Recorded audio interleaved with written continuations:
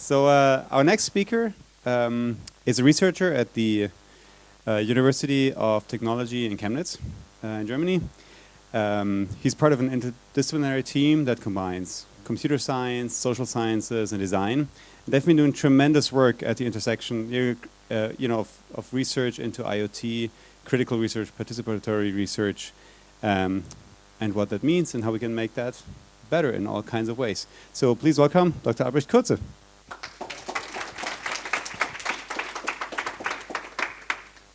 Thank you very much for the introduction. Yeah, my name is Albrecht Kurze, and I'm a computer scientist, and as already mentioned by Peter, in an interdisciplinary team. And the name of the team is Miteinander. It's a German word for together, and it is what we do. It brings the data, competences from different fields, from the design, from the computer science, engineering, or computer science, human-computer interaction field, and even from social sciences. And I'm not alone here from team. My colleague Sören is also here. Sören? Yeah.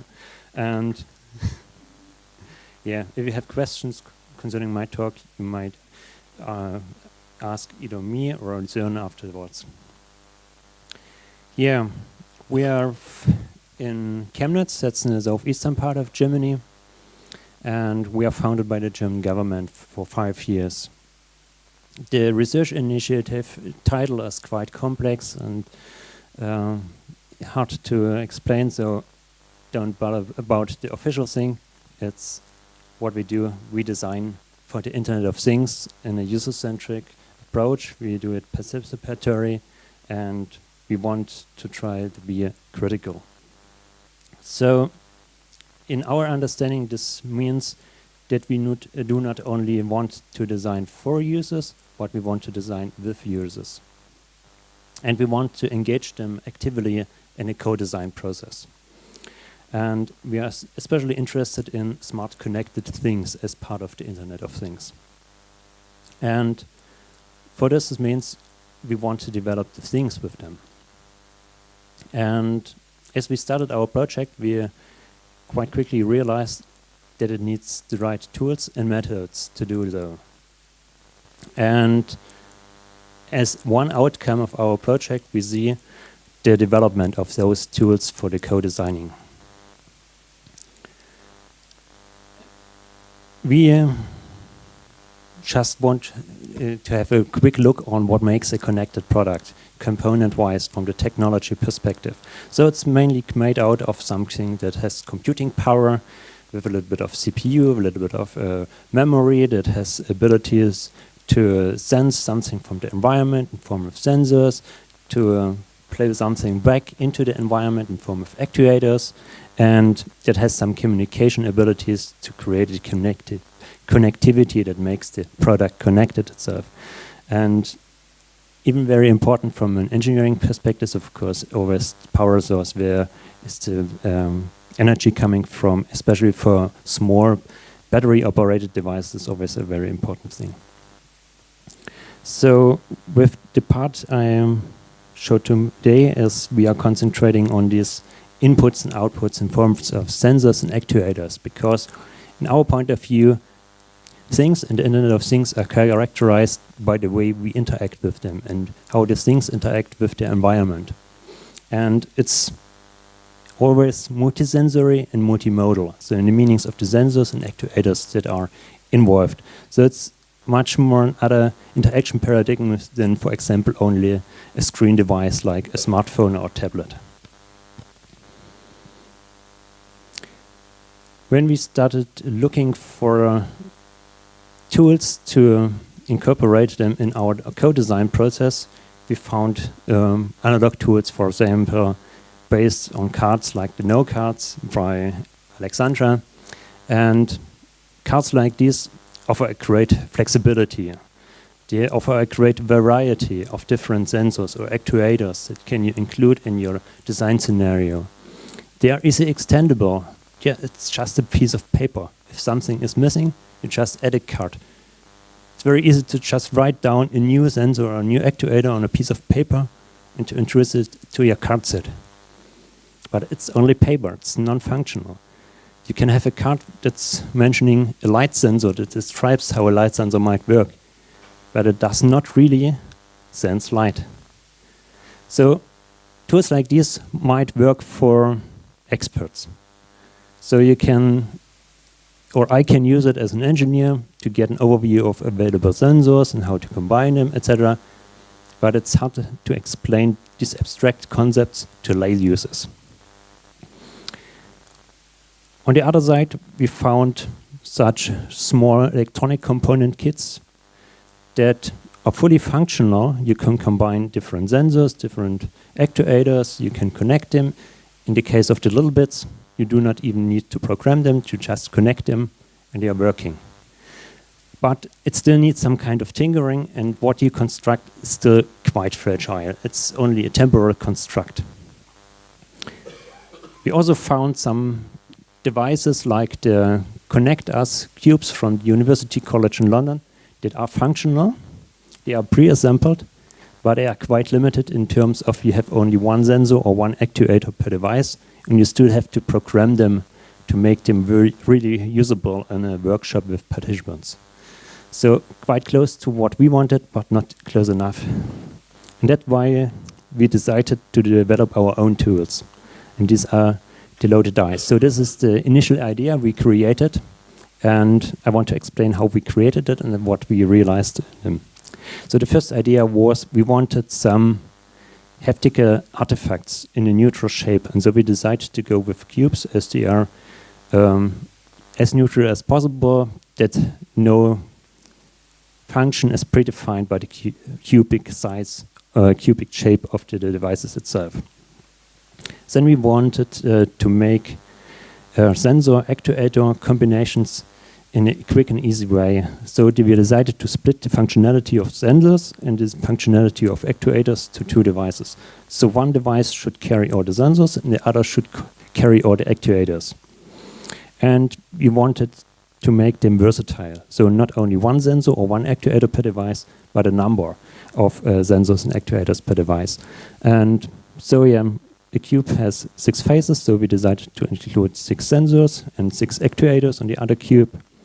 And the principle to create a new sensor actuator combination is like what top side is active side. So it's not only a cube, it's like a die. That means the active side is on top. And as a specialty, we wanted to include some kind of semiotic description in the product. So every face is designed in a different shape, with a different semiotic description of the sensor or actuator that's represented. So these are the included sensors, and you see every sensor looks a little bit different. So like the funnel for the microphone to get the sound into the device, or the rays of light. Then for the movement sensor, the range where motion is detected, and you have such kind of wheel for manual input. You have some kind of dissipating heat for the heat sensor, and you have these parallel lines that shows the principle how the ultrasonic sensor works. And the same for the actuators. So you have the spinning wheel for the fan. You have this sound wave shape for the loudspeakers. You have this vibration pattern for the vibrator. You have a power LED, what's like such a lamp. You have a thermo element that's like a boiling plate, and you have some kind of a bar graph for a stepped output. So this is how we realized these devices. So we made them out of maker devices, maker components. So this is on breadboard one of the, I guess it's the actuator cube. Yeah, there's the bar graph to see. And something like this is not suitable for a workshop with participants. And then we constructed our own PCBs, and the PCBs make it more dense. And then we started to integrate the electronic components in the outer shell. The outer shell is 3D printed. In this case, it's laser sintered polyamide. So we tried it on our own 3D printer, was not good enough. So we have let it done by a commercial 3D print service. So this is how the dies look inside. So they are Arduino based. There's an Arduino Uno in the actuator die, and the sensor die is an Arduino Fio, and we have stacked on it some of extension shields, some commercially available and some made by our own. So this is an example of such a sensor actuator combination. And here is such a simple example where you can turn heat from the sensor die into a light, for example, on the actuator die. And you can imagine every other combination that's possible. So it's 6 by 6, so 36 different combinations are possible. And we do not only develop the tools, we also developed the method to use them in workshops. And we have run a number of workshops with the loaded dice with different groups of participants. We started with extreme users, with students from a school for blind and visually impaired. We also run workshops with just ordinary users, old as well as elderly participants in our living app. And we even used them in special constellations of living, for example, with members of a residential community. And we used them in two approaches. One approach is to use the dice only, and another approach is to use the dice in combination with cards. The first approach is much more exploration-driven ideation, and the second one is much more scenario-driven ideation. And I'll explain these both approaches on the next slides. So the exploration-driven approach was used, for example, in the workshop with the visually impaired students. And there was always to start with some kind of stimuli question. What do you think what these guys do? So we did not explain what they do. We wanted the participants to find out on their own, because this is an elementary part of this principle in this the co-design process. They learn on their own how they work. They learn on their own what is measured and what is outputted on the other side. So they always started with some kind of haptical exploration. It's clear it's for blind and visually impaired people very important that they can feel what it is, that they have more modalities than only the visible modalities. And yeah, it was quite successful, as the semiotic description was in most cases well understood by the students. Then followed on some kind of an associative exploration. Also some kind of speculation came in, where they tried to find out, oh yeah, this might be some kind of wave. So, but it was not yet clear what kind of wave. And last but not least, there was the functional exploration, where they just tried all different sensor functions in combination with all other actuator functions, and by this they got a basic understanding how sensors and actuators work. They also tested for the limits of the sensor and actuators, even found some kind of modi to manipulate how we intended to use them, for example, by creating a feedback loop between the microphone and the loudspeaker, or a feedback loop between the light sensor and the power LED. And as soon as this status of manipulation was reached, we didn't know they understand the principles. And this exploration led to two different modes of ideation. The first one was the idiosyncratic ideation, that is mainly based on the associative exploration. That means the scenarios they came up with were quite much related to the sensations they experienced. So, for example, the touch or the heat experience or the sound. And sometimes even they created some scenarios where there was synesthesia, what means that you have, for example, the combination of a color with a specific tonality that you hear. And this was quite interesting for us, as this opens quite a big design space in meanings of what sensor actuators can do in real products. And another approach was the innovation-oriented, that was based on the functional exploration. And often this led to scenarios that were not even possible with the sensors or actuators included in our loaded dice, but it shows that the participants understood that it only are examples that we included in our tools. And so they designed, for example, something like an actuator that includes an electromagnetic system that's not even included by the dice itself. So the other method we use with the dice is the cards and dice methods, where the dice are only a part of the ideation process. The main part is done by some cards. It's a method for two, either groups or individuals, and we wanted always to start participants with a scenario or with a goal card.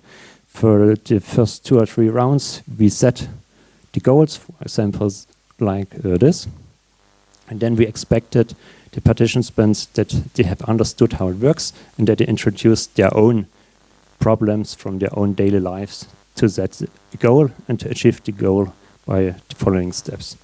Then we set, or the participants set the actors in the direction of communication. Then we ensure some kind of context, in this case a special context, for example whether it would occur inside or outside of a home, and then properties for the modification of how the communication should be done were introduced. And in the last step, the loaded dice were introduced to define how the input should actually work or how the output should actually work. And so, sorry for the real scenario cards, they are only in German.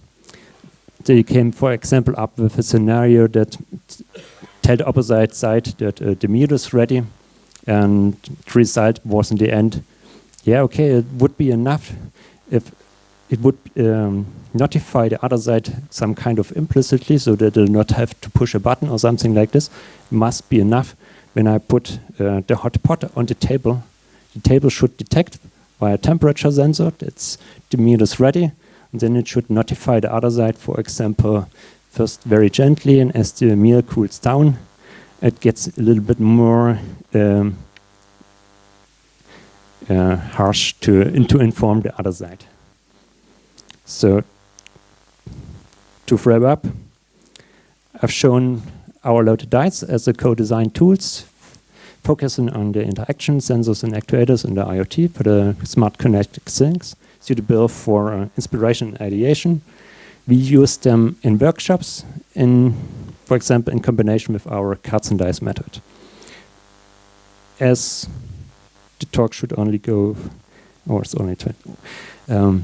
Just an outlook, that's not the only tool we created. We also created a Sensing Home Toolkit that's intended not only for workshops, but also for the use in real homes. So it includes small sensor devices that should be placed somewhere in the home. They can be attached to, for example, the fridge or in the bookshelf, and making them smart. And this also includes the component that we reflect on the implications the IoT sensing devices create in the home. Okay, this was. Thank you very much.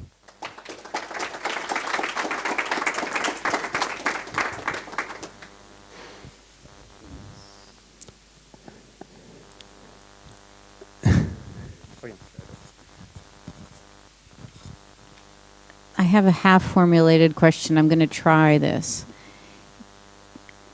Do you think it's important for someone to understand the technology because you've chosen a subset of what's actually available in terms of technologies? So you're playing with a subset, and then you're playing with a customer or a user that has limited capabilities. So that's even a kind of further subset of so you're limited to what they understand versus what you could build for them technically at scale in the real world. Do you think that that's an opportunity versus a a risk, and how do you manage that? How do you mitigate that? Because someone who's blind might need something that they cannot understand, and you cannot get them to prototype physically through their senses, but it's still a good idea. So how do you create for that world?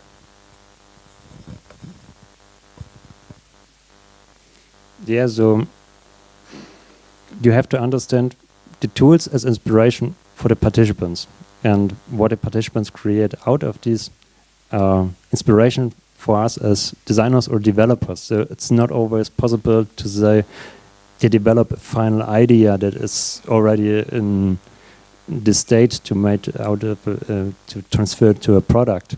That's right. It's one approach of many, I would say. It's not the only approach. And yeah, okay.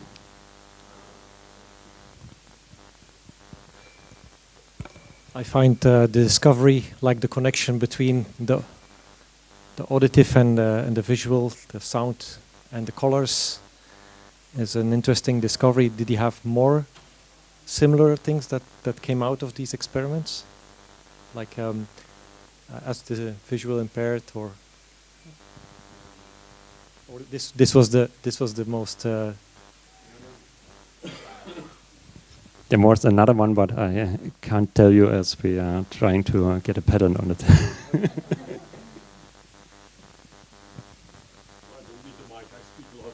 For the recording.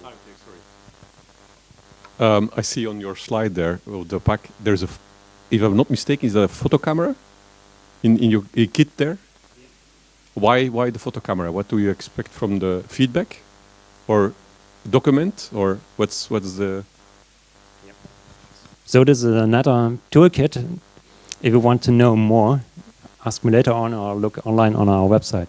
So this is a probe kit that incorporates the sensor tags that carry nearly the same simple sensors like these devices, but in a very compact format. And as they are not used in workshops that we attend and that we conduct, but in the homes of users, they have to document their usage on their own. And so they take a photo and include the photo in this documentation booklet. And then we can understand how they used the sensors on their own in their homes. Yeah. Question? You had a question, right? I was just wondering, is there a link between the loaded dice and the Sensing Home toolkit, or?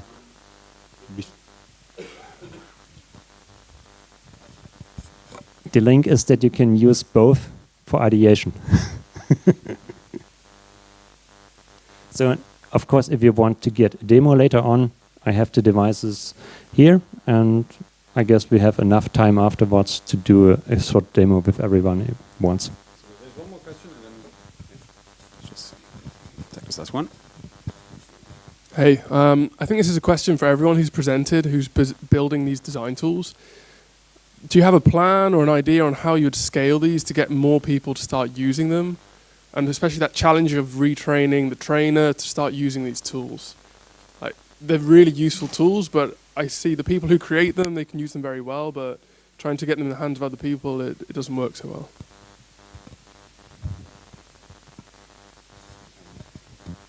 No, not really.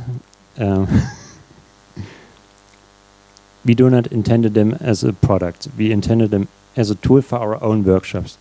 And yes, we got the question quite often nowadays to some already wanted to pre-order them, so we can't sell them. And if you would put a price tag on them, nobody would buy them. At the current state, they are handmade, they are prototypes. And we are thinking about to get a new version that's technically more advanced, easier constructed, and that might be sellable, but it's not yet done. Is this a really short one? Are you considering it, making it open source? Yes, it was one of the considerations, but we have not decided. Well played. Well played. Thank you so much.